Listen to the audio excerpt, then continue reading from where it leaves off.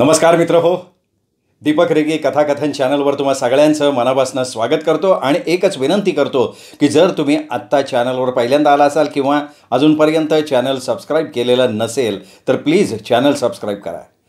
मित्र हो, आज तुम्ही ऐकणार आहात विजय कापडी सरांच्या छत्रीतली अनामिका ह्या कथासंग्रहातली कथा आणि कथेचं नाव आहे चिंतातूर बापाचा बिनधास बेटा. ऐकूयात. आमचे सन्मित्र माधवराव महाशब्दे यांच्या तळहातावर कधीच फोड आलेला नसल्यामुळे ते त्याला कसा जपतील ते काही सांगता येत नसलं तरी ते आपल्या एकुलत्या एका बायकोला म्हणजे सुधाला आणि तिच्यापासून झालेल्या एकुलत्या एक मुलाला, त्याचं नाव शरद, या दोघांना मात्र अगदी तळहाताच्या फोडाप्रमाणे जपतात. सुधानं एखाद्या सुट्टीच्या दिवशी सकाळी सकाळी उपीट करायला घेतलं आणि ते तयार झाल्यानंतर बशीत घालता घालता तिच्या लक्षात आलं की कोथिंबिरीचा पाला चिरून घालायला घरात कोथिंबीरच नाही आहे. तर अशा वेळी उगाचच माधवरावांना खाली पिली पिटाळायला नको म्हणून ती स्वतःच चटकन जिना उतरून खाली जायला निघते. आता तिला असं घाईघाईनं खाली उतरताना बघितलं की माधवरावांच्या काळजाचा ठोकाच चुकतो आणि ते लगबगीनं तिच्या पाठोपाठ निघतात. घाई गडबडीत जिना उतरताना सुधाचा पाय पुढच्या पायरीवर न पडता तो त्याच्या पुढच्या पायरीवर पडला आणि ती गडगडून खाली जायला लागली. तर चटकन पुढे होऊन तिला सावरायचं किंवा शक्य झालं तर वरच्यावर झेलायचं आणि पुढचा संभाव्य अपघात टाळायचा, एवढा एकच सुरक्षेचा विचार त्यांच्या मनात घोळत असतो. समजा सुधा पायरी न चुकता व्यवस्थित जिना उतरून खाली रस्त्यावर पोहोचली आणि एखाद्या भामट्यानं तिचं लक्ष दुसरीकडे वेधून तिच्या गळ्यातल्या मंगळसूत्राला हात घालून ते खेचून पळ काढायचं ठरवलं तर त्यावेळी आपण तिथे नव्हतो असं व्हायला नको. समजा मंगळसूत्र खेचून भामट्यानं पळ काढला तर त्याच्या पाठीमागे लागून धावता धावता त्याच्या पायात पाय घालून त्याला खाली कोसळवून त्याच्या छातडावर बसून त्याच्या हातातलं मंगळसूत्र हिसकावून घेऊन त्याला पोलिसांच्या ताब्यात द्यायचा त्यांचा एकूण बेत असतो. पण अद्याप सुधाचा पाय जिन्याच्या पायरीवरून घसरलेला नाही आहे आणि तिच्या गळ्यातलं मंगळसूत्रही कुणी खेचलेलं नाही आहे. त्यामुळे माधवरावांनी मनातल्या मनात ठरवलेली पुढची ॲक्शन प्रत्यक्षात उतरलेलीच नाही आहे. परवाच्या दिवशी मात्र त्यांचा चिरंजीव शरद यांनी त्यांना एक संधी तशी प्राप्त करून दिली. झालं असं की शरद कॉलेजात जाताना आपलं ओळखपत्र, रेल्वेचा पास आणि पैशाचं पाकिट घेऊन जायला विसरला आणि ही गोष्ट माधवरावांच्या लक्षात आली तेव्हा पावणे एक तासाचा अवधी उलटलेला होता. स्वतःच्या ऑफिसात जायची तयारी करता करता टेबलावर पडलेल्या शरदच्या वर सांगितलेल्या वस्तू त्यांच्या नजरेला पडल्या आणि त्यांच्या हृदयात छलबिछल झाली ना. शरद वयानं अजून लहान आहे, कॉलेजात जात असला तरी अद्याप लहान आहे, त्यामुळे त्याला सांभाळून घ्यायला हवं, जपायला हवं. हे आपलं नेहमीचं म्हणणं कसं अचूक आहे हे सुधाच्या निदर्शनाला आणून त्यांनी जाहीर करून टाकलं की त्या सगळ्या वस्तू घेऊन ते शरदला त्याच्या कॉलेजमध्ये गाठणार आणि अशा रीतीनं त्या वस्तूंच्या अनुपस्थितीमुळे संकटात सापडलेल्या शरदच्या मदतीला धावून जाणार. बापाचं कर्तव्य म्हणजे काय त्याचं प्रात्यक्षिकच घडवणार. आणि एवढं जाहीर करून ते लागलीच पुढच्या तयारीला लागले सुद्धा. बाहेर जायचे कपडे अंगावर चढवून चपलांच्या जोडात पाय सरकवून ते निघाले. शरदला कॉलेजात गाठतो आणि त्यानंतर परस्पर तिथनं ऑफिस गाठतो असं सुधाला सांगून झपाझपा पावलं टाकत माधवराव निघाले. वाटेत त्यांचं विचारचक्र भन्नाट वेगानं फिरायला लागलं. शरदच्या खिशात रेल्वेचा पास नसल्यामुळे स्टेशनवर उतरताना त्यांनी TCनं पकडलं तर नसेल. दंडाची रक्कम भरायला त्याच्याजवळ पैशाचं पाकिटसुद्धा नाही आहे. म्हणजे त्याबद्दल त्याची रवानगी होणार तुरुंगात. म्हणजे 3 दिवस त्याला पोलीस कोठडी मिळणार, थंडगार जमिनीवर झोपावं लागणार, न पचणारं अन्न खावं लागणार, शिवाय अधूनमधून पोलिसांचा मारसुद्धा खावा लागणार. त्यांच्या अंगावर भयाचा काटाच उभा राहिला. विचार करता करता ते स्टेशनवर पोहोचले. तेवढ्यात फलाटात लोकल आली. नेहमीप्रमाणे इतरांच्या न कळत्या सहाय्यानं ते डब्यात चढले. 2 स्टेशनांचा प्रवास. तो आटोपून स्टेशनवर उतरल्यावर कॉलेजच्या दिशेनं जायचा त्यांचा विचार होता, पण त्यांनी ठरवलं आधी स्टेशन मास्तरांची भेट घेऊ. पास नसल्यामुळे टी सीनं शरदला पकडलं का काय याची खात्री पटवून घेऊ. पुढच्या 1-2 मिनिटात ते स्टेशन मास्तरांच्या टेबलासमोर उभे राहिले आणि म्हणाले, माझं नाव माधवराव गोपाळराव महाशब्दे.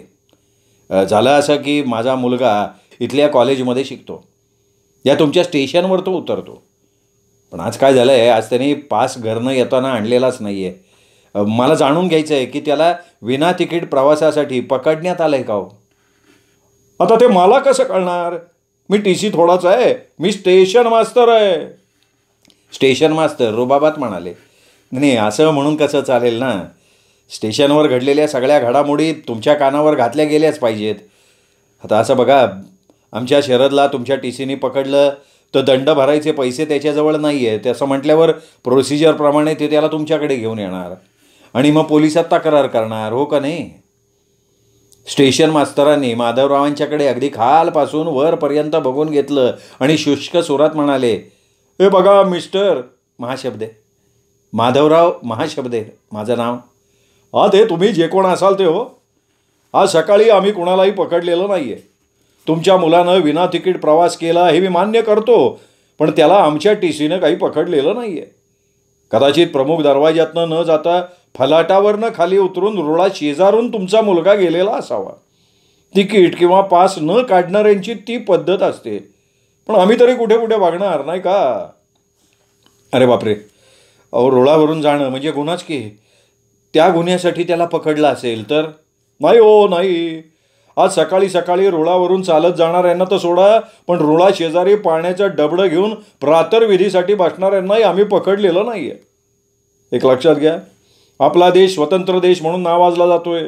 काहीही करण्याचं स्वातंत्र्य इथे आहे. अच्छा, म्हणजे मग प्रवासात पास न बाळगल्याबद्दल शरदला अटक झालीच नाही असं खात्रीपूर्वक तुम्ही सांगू बघताय तर. हो, आता तुम्ही जाऊ शकता. म्हणजे काय, जा तुम्ही आता. आणि त्यांनी टेबलावरचा पाण्याचा पेला तोंडाला लावला. माधवराव तिथनं बाहेर पडले. आता शरदला गाठायला त्याच्या कॉलेजमध्येच जायला हवं होतं. एक गोष्ट मात्र त्यांच्या लक्षात आली, आपला शरद आता खिशात पास नसताना सुद्धा बिनधास्तपणे प्रवास करायला लागला आहे. एवढंच नाही तर टी सी समोरून साळसूद चेहरा करून पुढं जाणं त्याला जमू लागलेलं दिसतंय. आपल्याला मात्र ही गोष्ट जन्मात जमली नाही. कॉलेजच्या भल्या मोठ्या गेटपाशी उभं राहून माधवराव आत बघायला लागले. मुलामुलींचे कितीतरी घोळके तिथे उभे होते. त्यात आपला शरद कुठं दिसतोय का याचा त्यांनी अंदाज घेतला. कदाचित असं तर नसेल. शरदनं ओळखपत्र घरी ठेवल्यामुळे त्याला कॉलेजमध्ये प्रवेशच मिळालेला नसेल. तेवढ्यात गेटचा रखवालदार त्यांच्याजवळ आला आणि म्हणाला, ओ साहब क्या काम है, किसको मिलना आपको. नाही काय आहे, आमचा शरद या कॉलेजमध्ये शिकतो. मला एक सांगा हो, मुलांना आत सोडताना तुम्ही त्यांच्याजवळचं आयडेंटिटी कार्ड कटाक्षानं बघता का हो. नाही नाही, बच्चे लोग ऐसे अंदर जाते.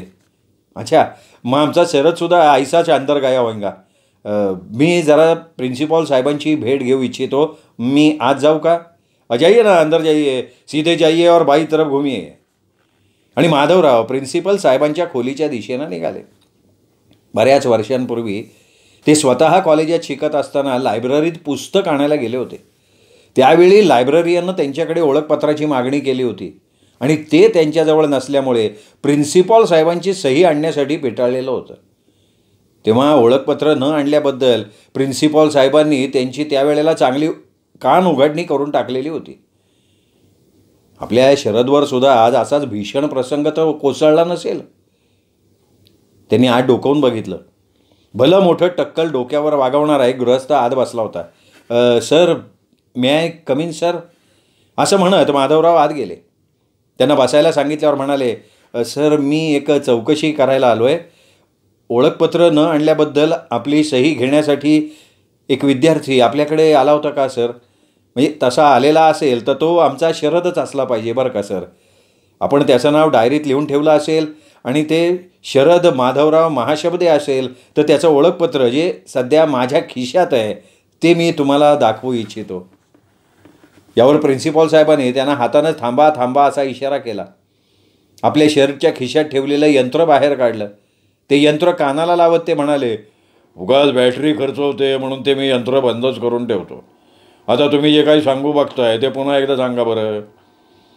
माधवरावांनी मग मगाच्याच विनंतीची रेकॉर्ड पुन्हा वाजवली आणि खिशातनं शरदचं ओळखपत्र बाहेर काढून दाखवणार तेवढ्यात प्रिन्सिपॉल साहेब उठून उभे राहिले आणि म्हणाले, माफ करा, मला एका मीटिंगला जायचं आहे, जातो, पण त्याआधी तुम्हाला प्रतिज्ञापूर्वक सांगू इच्छितो की तुमचा मुलगाच काय, पण चिटपाखरूसुद्धा आज सकाळपासून माझ्याकडे ओळखपत्र नसल्यामुळे माझ्या संमतीची सही घ्यायला आलेलं नाही आहे. आता राहिलं ते त्याचं ओळखपत्र, ते तुम्ही त्याला घरी देऊन द्या, कारण ते माझ्याजवळ ठेवून घेण्यासाठी जागाच उरलेलं नाही आहे टेबलाच्या खाणात. मी प्रिन्सिपॉल आहे, प्रिन्सिपॉल. हां, सगळ्याच मुलांच्या पालकांनी आणून दिलेली ओळखपत्र, वया, पुस्तकं माझ्याकडे जमा करून घ्यायला लागलो तर माझ्या या सुंदर खोलीचं गोदामात रूपांतर व्हायला वेळ लागणार नाही, नाही का? तर ते असो, यू मे गो नाव. आणि माधवराव उठले, मागे फिरले, खोलीच्या बहिर्दिशेनं चालायला लागले. त्यांच्या डोक्यात विचार चमकला. आपला शरद खिशात ओळखपत्र न बाळगता बिंदासपणे कॉलेजच्या आवारात वावरतोय. त्यासाठी प्रिन्सिपॉल साहेबांची सही घेण्याकरता तो त्यांच्यासमोर शर्मिंद्या मुद्रेनं खाली मान घालून उभा राहत नाही आणि त्यांच्या शिव्याही खात नाही. एवढ्यात त्यांना आठवलं, शरदचं पैशाचं पाकिट आपल्या खिशात आहे. शरदला सकाळी उठून धावत पळत गडबडीत कॉलेजला जावं लागतं, त्यामुळे त्याचा सकाळचा नाश्ता व्यवस्थित होत नाही. त्यामुळे ते त्याला पैसे देत असत. शरद कॉलेजात पाय ठेवल्या ठेवल्या कॅन्टीनला नियमित भेट देतो हे सुद्धा त्यांना माहिती होतं. आणि या विचारानं त्यांच्या छातीत एकदम धस्स झालं. आपला शरद नेहमीप्रमाणे कॅन्टीनमध्ये जाईल, खाद्यपदार्थावर ताव मारेल, चहा ढोसेल आणि बाहेर जाताना तिथे बिल देण्यासाठी खिशात हात घालेल तर पाकिट खिशात नसणार त्याच्या. मग त्याची कोण भंबेरी उडेल? कॅन्टीनवाले अशा वेळी विद्यार्थ्याचा अपमान करतात. मागे एकदा माधवरावांकडे बिलाचे पैसे नव्हते, त्यामुळे त्यांनी त्यांच्याकडनं चटणी वाटून घेतली होती. आपला शरद यावेळी तसलंच काहीतरी करत नसेल ना? शरद चटणीच वाटत बसलेला असला पाहिजे. त्यामुळे त्याला कॉलेजच्या पिरियड्सना बसता आलं नसेल किंवा लायब्ररीत जाऊन पुस्तक घेता आलं नसेल. साहजिक ओळखपत्र दाखवायची त्याच्यावर वेळच आली नसेल. भराभरा पावलं टाकत आणि 4 जणांना विचारून झाल्यावर माधवराव कॅन्टीनच्या जवळ पोचले. दारात उभं राहून त्यांनी आतल्या दिशेने चौफेर नजर फिरवली आणि गल्ल्यावरच्या माणसाच्या जवळ जाऊन त्यांनी विचारलं, मी तुमच्या स्वयंपाकघरात डोकावून बघितलं तर तुमची काही हरकत नाही ना? बाय द वे, तुमचं हे स्वयंपाकघर आहे कुठे? स्वयंपाकघर? स्वयंपाकघर वो क्या होता? गल्ल्यावरचा माणूस फार गोंधळला. स्वयंपाकघर म्हणजे तुमचं ते किचन हो, किचन. ऐनवेळी नेमका शब्द सुचल्याचा माधवरावांना आनंद झाला. किचन उधर रे, लेकिन तुमको क्या करने का? त्यांच्याकडे संशयी नजरेनं बघत त्याने विचारलं. सरकारी आरोग्य खात्यातर्फे आपल्या किचनची तपासणी करायला कोणी आलंय काय या विचारानं तो घाबरला. मालकाला बोलून घ्यायचा तो विचार करायला लागला. नाही, कुछ नाही, जरा डोकवून बघीन म्हणतो मैं अंदर. कदाचित आमच्या शरदला तुम्ही चटणी वाटायला बसवलं असेल तर मी बघीन म्हणतो. मी काय, त्याला चटणी वगैरे वाटताच येत नाही हो, उगाच तुमची चटणी खराब व्हायची. अरे इधर आव रे, असं म्हणत गल्ल्यावरच्या माणसानं एका विद्यार्थ्याला बोलून घेतलं आणि म्हणाला, जरा ये साहब क्या बोलता वो सुन ले और ठीक तरह से मुझे बता, मुझे कुछ समझ में नहीं आ रहा है. बोला अंकल, काय होय? कसं आहे, इथे बाहेरच्यांना चहा प्यायला मनाई आहे, पण तुम्ही इथे शिकणाऱ्या विद्यार्थ्याचे पालक असाल तर वाटेल ते तुम्हाला मिळू शकेल, किंवा तसे नसाल तर मी ती व्यवस्था करू शकेन. हां, पण बिल मात्र तुमचं तुम्हाला द्यावं लागेल बरं का अंकल. त्यानं खडानखडा माहिती दिली. हे बघ बेटा, मला इथे काही नको आहे, मी माझ्या शरदला भेटायला आलो आहे. शरद माधव, तू ओळखतोस का त्याला? काय आहे, आज तो पैशाचं पाकिट घेऊन यायला विसरला आहे रे. अर्थात तो आणखीनही काही महत्त्वाच्या वस्तू बरोबर घ्यायचा विसरला आहे, पण त्यांनी जरा ते मॅनेज केलेलं दिसतं आहे. पण इथे खिशात पैसे नसताना खायला आला तर त्याची गैरसोय होऊ नये किंवा बिलाच्या पैशाच्या बदल्यात चटणी वाटून द्यायचं काम करायला लागू नये म्हणून मी त्याचं पैशाचं पाकिट घेऊन आलो आहे. नाही अंकल, डोंट वरी, इथे त्याची तशी गैरसोय होणारच नाही. आणि तुम्ही म्हणता तशी चटणी वाटायची सक्ती नाही. आमचा कॅन्टीनवाला तसा कोऑपरेटिव्ह अंकल. शिवाय आम्ही सगळे आहोत की. आता मी त्याला व्यक्तिशः ओळखत नसलो तरी त्याची गैरसोय होऊ देणार नाही. तुम्ही काळजी करू नका, बिंदास व्हा, घरी जा. असं म्हणतोस? मग ठीक आहे. असं म्हणत माधवराव गल्ल्यावरच्या माणसाचा आणि त्या विद्यार्थ्याचा निरोप घेऊन बाहेरच्या दिशेनं निघाले. थोड्याच वेळात ते स्टेशनच्या दिशेनं चालायला लागले. आपण इतक्या तत्परतेनं शरदच्या मदतीला धावून गेलो, पण तो काही कुठं दिसला नाही. काय झालं असेल विचारायचं देव जाणे. परस्पर ऑफिसला जाण्याचा मूळ बेत रद्द करून घर गाठावं, सुधाच्या कानावर सगळा प्रकार घालावा आणि मग पुढचा विचार करावा असं ठरवून त्यांनी फलाटावर येणारी पहिली गाडी पकडली. आपल्या घराच्या दारावरच्या घंटीचं बटण त्यांनी दाबलं. दार उघडलं गेलं, पण दारात एक 17-18 वर्षाची अनोळखी मुलगी उभी असलेली त्यांना दिसली. आता ही मुलगी कोण, हा प्रश्न माधवरावांच्या मनात आला. माधवराव आत आले तर सोफ्यावर शरद बसलेला होता. सुधाही तिथेच बसली होती. तेवढ्यात दार बंद करून ती मुलगीसुद्धा येऊन बसली. बाबा, तुम्ही माझ्या कॉलेजमध्ये गेला होतात? आश्चर्य दर्शवत शरदनं विचारलं. अरे सांगितलं ना बाबा तुला मागाशी, सुधा त्याला म्हणाली. बाबा, खरंच तुम्ही गेला होतात का ही आई मला शेंडी लावतीये? अरे तू तुझं आयडेंटिटी कार्ड, रेल्वेचा पास, पैशाचं पाकिट विसरला होतास. म्हणलं तुझी अडचण व्हायला नको, तुझी गैरसोय होता कामा नये म्हणून तुला भेटायला मी तुझ्या कॉलेजमध्ये गेलो होतो. बाबा, आता उद्यापासून ना तुम्ही एक काम करा. वैतागलेल्या आवाजात शरद म्हणाला. सांग ना, काय करू मी? माधवरावांनी निरागस आवाजात विचारलं. उद्यापासून कॉलेजात जाताना मी हाफ शर्ट हाफ पॅन्ट चढवतो, माझ्या नावाची एक छोटी पाटी गळ्यात अडकवतो, माझी पुस्तकं वह्या वगैरे दप्तरात घालून तुम्ही मला कॉलेजात सोडायला आणि परत आणायला येत जा, चालेल? आवाज चढवत शरद म्हणाला. अरे च्या, अगं हा तर रागवलेला दिसतोय. सुधाकडे आश्चर्यानं बघत माधवराव म्हणाले. बाबा, आता मी मोठा झालोय. असल्या किरकोळ बाबतीत मला तुमच्या मदतीचा हात नकोय. मला तुम्ही माझ्या जबाबदारीवर का नाही सोडून देतात? हे आई, तू बाबांना सांग ना, कशाला जपतात ते मला एवढं? बिनधास राहायला काय होतं का त्यांना? शरद शिरात ताणून सांगत होता. माधवरावांनी शरदकडे निरखून बघितलं. त्याच्या ओठावरची कोवळी मिसरूड बघितल्यावर मात्र त्यांच्या डोक्यात प्रकाश पडला. अरेच्छा, खरंच की शरदला मिशा फुटल्यात. तो मोठा झालाय. त्याची काळजी करत त्याच्या मागे धावायची खरोखर आता काही गरजच उरलेली नाही आहे. आपण उगाच एवढी धावाधाव केली. याला भेटलो, त्याला सांगितलं. छे छे छे छे छे, आपण असं करायला नकोच होतं. शरद म्हणतोय तेच खरं आहे. त्याचा निर्णय तोच घेतोय ही गोष्टसुद्धा चांगलीच आहे. आपण आपल्या लहानपणी बऱ्याच आवश्यक वस्तू शाळेत येता कॉलेजात जाताना विसरायचो, पण आपले बाबा काही आपल्या मागे धावत येत नव्हते. आपले बाबा बिनधास होते. हा शरदही बिनधास दिसतोय. आपणच असे चिंताग्रस्त कसे झालो? त्यांच्या छातीवरचं दडपण एकदम हलकं झालं आणि मग मोठ्यांदा हसत माधवराव म्हणाले. अरे तू मोठा झालास हे खरं आहे, पण मला मात्र ते कळलं आत्ता. बरं एक सांग, ही पाहुणी कोण? अरे च्या, शरद सांगायला लागला. हिची ओळख करून द्यायला मी विसरलोच की. ही माझी गर्लफ्रेंड, माझ्या वर्गात आहे.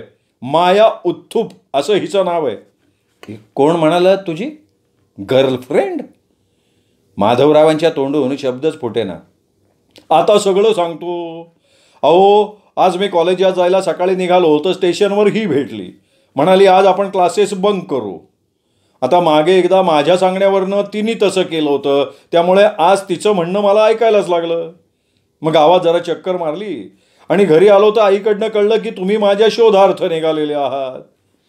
एक सांगू, माझ्या खिशात रेल्वेचा पास, पैशाचं पाकिट आणि आय कार्ड नाही हे सुद्धा मला घरी आल्यावर कळलंय.